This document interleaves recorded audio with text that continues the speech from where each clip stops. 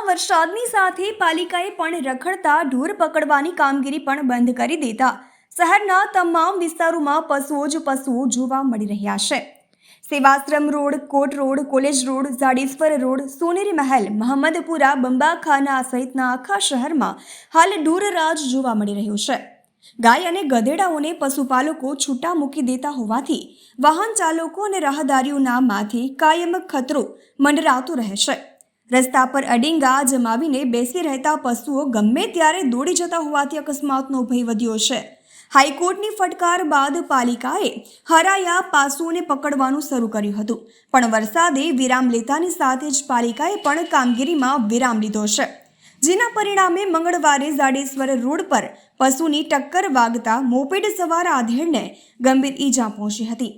Road પર પટકાયેલા આધેડને આસપાસથી દોડી આવેલા લોકોએ પ્રાથમિક સારવાર આપી હતી। ઘટના બાદ લોકોએ રોષ ઠાલવ્યો હતો। અંકલેશ્વરમાં ઢોર પાર્ટી પર હુમલો થયો હતો। 2 દિવસ પહેલા અંકલેશ્વરમાં પાલિકાની ટીમ ઢોર પકડવા માટે નીકળી હતી। ઓએનજીસી ફ્લાયઓવર નજીક પશુપાલકોએ ઢોર પાર્ટીને આંતરી હતી અને પકડેલા પશુઓને છોડાવી ગયા હતા। બનાવ અંગે પોલીસ સ્ટેશનમાં અરજી આપવામાં આવી છે। રિપોર્ટર અબ્બી સૈયદ, ભરૂચ।